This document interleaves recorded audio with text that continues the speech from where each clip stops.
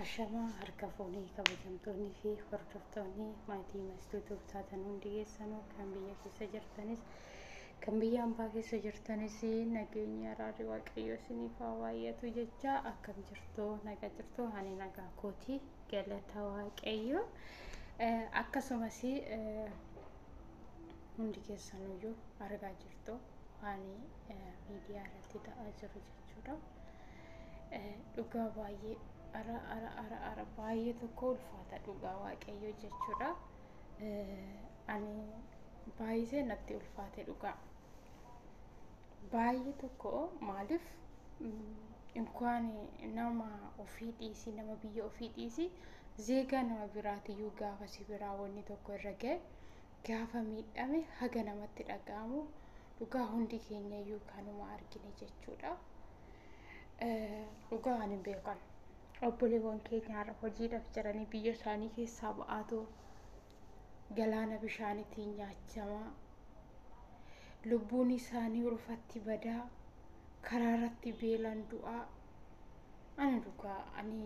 awwaan biraallee hin jedhu islaa hin argumaa biyya ambaa dhufu sila waan hundaa argaatuma jiru sila waan biyya ambaa keessatti ta'aa jiru obboleewwan keenya karaa gubbaa irratti waan ta'aa jira sila argaa jiru maaliif dhufu dhugaa biyya ofii keessatti baradoo du'anillee boo'icha qabu biyya ofii keessatti deeguma biyyi keenyallee haala nageenya tirallee hin jirreefillee osoo biyya ofii keessatti harkuma namaatti osoo boqotanii boo'icha qabu jechuudha. Namni boo'eeti isaan awwaala iddoo awwaalcha qabu borumas taawashaa achirratti bar namni kun bakka kanatti jedhameetoo maqaan isaa dha'a. Garuu obboleewwan keenya maaliif kana yaadu diduu dhugaa waaqayyo sila argaa jiru biyyoota garaagaraa keessatti obboleewwan keenya dhiiraa obboleewwan keenya shamarranii biyya ambaa keessa dhufanii akkaataa isaan itti tasaqa osoo ለምሳሌ አመኑ የሮን ዱራን ቢያ አረባ ዱፍኑ ሰ ኦዱ ደገኛ ማለ ጀ ኬኛኒ ናጋሮ ዱጋ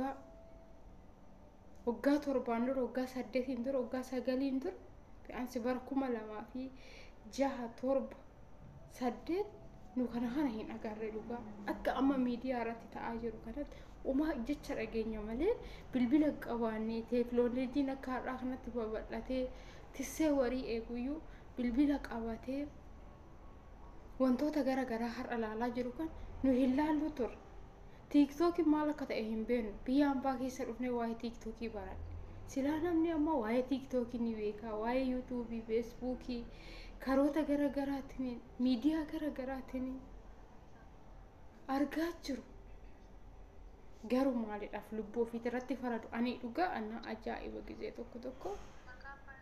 baay'isee na ajaa'iba dhugaa osoo argan lubbuu ofii irratti yeroo faradan ani baay'ee tokko baay'ee tokko natti dhaga'ame dhugaa namni tokko lubbuu baatee lubbuu irratti faraduun illee baay'ee ulfaata ofii keetti biyya arabaa keessa teessee ofii keetti hojjetachaa jirta namarratti murteessitaa namni namaan jedha'ee garuu namni hojiidhaaf eeggaba'ee lubbuu isaa dhabuuf himuti jechuudha kan biyya isaa keessaa ba'uuf namni tokko kan biyya isaatii ba'uuf hojjetee of jijjiiruuf hojjetee maatii isaa jijjiiruuf biyya isaatii ba'a malee lubbuu isaa dhabuuf himuti immoo lubbuun immoo baay'ee garaan nama nyaatti osoo argan amma namoonni baay'ee kanas argina jedhanii kan hin teenye hin dhawaaman jechuudha kanas arginee jira eebelu du'ee jira eebelu karaa biyya arabaa deemuu irratti rakkina akkanaa irra ga'ee jira jedhanii namoonni ta'anii jiru ni yaadu maaliif garuu ara obboleewwan koo dhiiraa obboleewwan koo shamarranii lubbuu keessan irratti murteessinaa lubbuu keessan irraa aangoon qabda sila ta'eefiyyuu eeyyan dhuguma daabiloosiin gizee baay'ee foon keenya irraa aangoo ni qaba garuu lubbuu keenya irraa aangoo hin qabu garuu lubbuu keessan irratti murteessinaa lubbuu keessan irraa aangoo kan qabu waaqayyo tokkicha biyya keessan keessa taa'aa hojjetadhaa dhugaa maal beelan biyya keessatti yoo duutan dhugaa waaqayyo Nin jechuu jaaladha. Ani jechoota dubbadhe keessatti dogongora illee dubbadhe dhiifama naaf godha. Viidiyoo kana laayikii, sheerii, koomentii gochuu hin dagatina. Gara obboleewwan koo dhufuun duratti dura keessan du'a keessan garagaraa tolaala. Dhugaa waaqa waa gochuun duratti hubadha. Saniin booda itti seena. Dallaaluma si fidu saniin iyyuu dursaatoo iddoo isin deemtan san hojii